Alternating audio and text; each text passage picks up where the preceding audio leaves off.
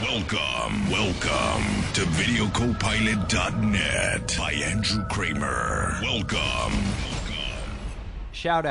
Добро пожаловать на videocopilot.net, сайт Эндрю Крэмера. Эту заставку прислал мне Саня Гарсия, он отлично над ней поработал, и я решил сделать ее вступлением к своему новому уроку. Давайте начнем. Сегодня мы будем создавать в After Effects прыгающую надпись. Вот как примерно это выглядит.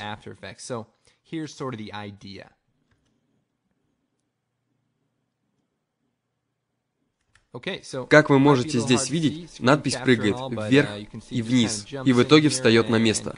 Основная идея этого эффекта сфокусирована на тексте, который просто перегруппировывается. Для начала создаем новую композицию. Выставляем длительность на 5 секунд. Нажимаем ОК. С помощью текст.flv пишем videocopilot. Вообще-то я хотел пойти в озвучивание, но мой голос изменился только к 20 годам, и было уже слишком поздно, поэтому я здесь. Но это тоже, в общем-то, неплохо. После того, как мы убедились, что надпись расположена ровно по центру, переключаем слой в 3D режим и активизируем функцию Position. Всем нам хорошо знаком эффект Wiggle. Подключаем его с помощью щелчка клавишей Alt по секундомеру. И в появившейся графе добавляем Wiggle, скобка, 5,200, скобка. Таким образом, 5 раз в секунду будет двигаться 200 единиц. В нашем случае этот эффект был применен к оси X, Y, Z, то есть диапазон движения стал достаточно хаотичным. И это не совсем то, что нам нужно. Поэтому мы применим к каждой отдельной оси свой wiggle, но нам будет довольно трудно отредактировать конкретно эту заданную установку. Вот почему After Effects предлагает такую удобную вещь в меню Effect and Preset, как Separate X, Y, Z Position. Если вы немного поищете и найдете этот пункт, то вам останется только применить его к любому слою, и он автоматически добавит эффект Separate X, Y, Z. После чего в строке Position добавится подпункт с характеристиками расположения оси. Довольно простое описание, но достаточно длинное. Теперь, если мы отрегулируем оси X и Y, то вы увидите, что теперь можно контролировать каждую ось в отдельности. Для этого нужно щелкнуть клавишей Alt по секундомеру функции Position для оси Y и напечатать Wiggle, скобка 5,200, скобка. В результате этого надпись будет двигаться только вверх и вниз. Применим к ней функцию Motion Blur, и все выглядит совсем хорошо. Безусловно, функция Wiggle слегка ограничена, так как вы не можете сделать ее ключевым кадром, поэтому нужно установить Expansion Controller, чтобы оживить эту функцию. Для этого в том же слое выбираем эффект Expansion Controls, Slider Controls, и назовем его Amount, хотя название и не играет роли. Затем в строке Expression для оси Z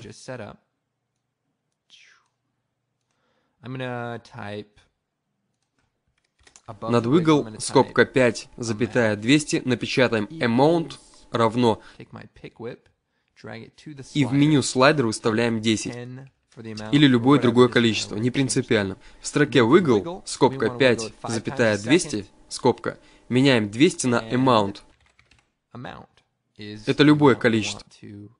В нашем случае 10.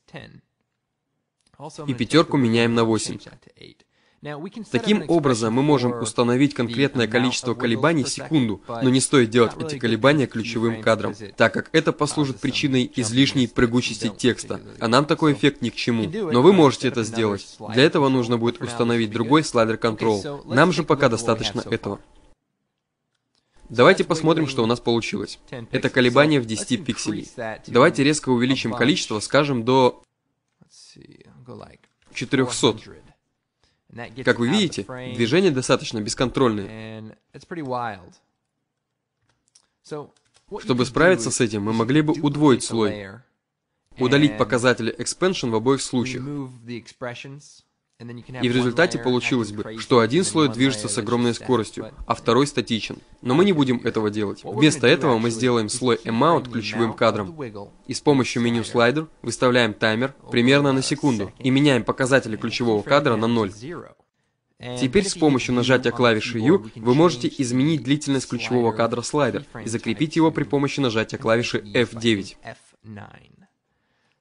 Давайте посмотрим, что получилось.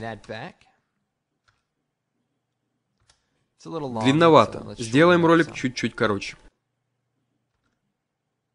В итоге мы получили дикие колебания, которые в конце концов сходят на нет. Мы можем изменить колебания элементарным увеличением количества, скажем, до 500.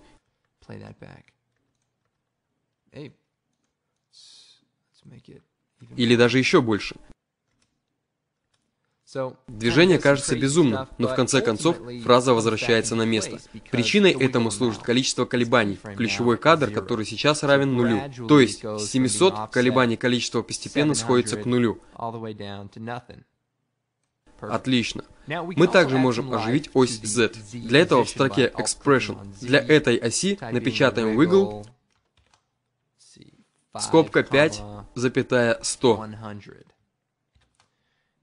И благодаря этому надпись будет двигаться вперед и назад, примерно так. Теперь давайте создадим фон. У меня уже есть вот это изображение вспышки, созданное с применением No Lights Factory.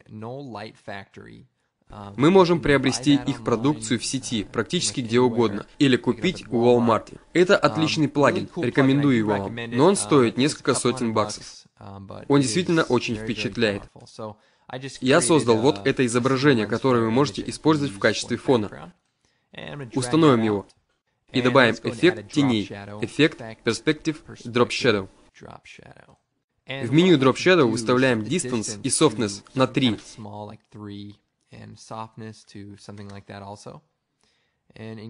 И увеличиваем уровень Opacity. Далее удваиваем Drop Shadow при помощи меню Duplicate.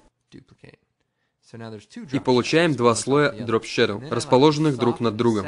Теперь увеличиваем Softness второго слоя, чтобы он выглядел лучше. Итак, у нас есть надпись, как бы летающая по экрану. И это статическое изображение, но мы можем анимировать его. Для этого создаем регулирующий слой и помещаем его над фоновым слоем. Далее выбираем эффект Color Correction, Curves.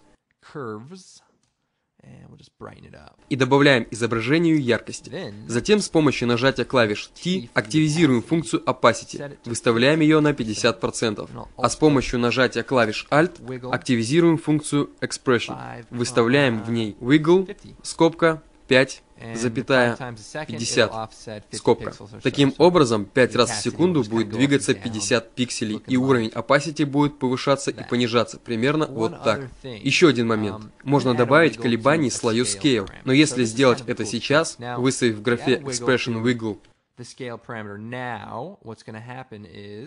скобка 5,20, скобка, то колебания не будут равномерными. Как вы видите, надпись то подскакивает, то растягивается, и цифры не совпадают. Мы можем вновь прибегнуть к Expression Slider, или же применить простую переменную. S равно wiggle, скобка, 5,20, скобка, квадратная скобка 0, квадратная скобка, и под ней выставить квадратная скобка S, запятая, S, квадратная скобка. Таким образом, колебания всегда останутся однородными, как мы того и хотели. И мы всегда можем изменить количество колебаний. И вот что получилось в итоге.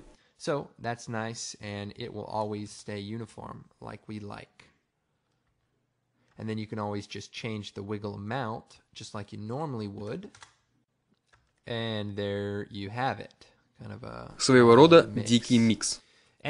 Помните, что все это можно применить и к статичному изображению, как, к примеру, в этом случае. Я применил это к оси X, поэтому изображение движется влево и вправо. Это отличный способ для того, чтобы добавить изображению немного безумства, не имея даже ключевого кадра, и при этом все-таки контролировать его. Я только что вернулся из поездки в Мексику. Это было здорово. Хотя мне и хотелось бы чуть-чуть лучше говорить по-испански, так как есть подозрение, что я заплатил около $80 за коробку шоколадных конфет, но ничего не поделаешь. Надеюсь, этот урок будет для вас полезным. Еще раз спасибо Сане Гарсия за создание отличного звукового ролика, который вы слышали в самом начале. Также хочу напомнить вам про Designer SoundFX. Мы добавили более 100 звуковых эффектов к уже имеющимся на диске 300 звукам. Пока этот диск еще нельзя заказать на сайте, но как только мы запишем к нему рекламный ролик и закончим последними приготовлениями, он появится в свободном доступе на сайте. Вы можете связываться с нами по электронной почте, если хотите, чтобы вас уведомили о выходе этого диска. Итак, меня зовут Эндрю Кремер, и это сайт videocopilot.net. Надеюсь, мой урок был полезен для вас. Всем пока!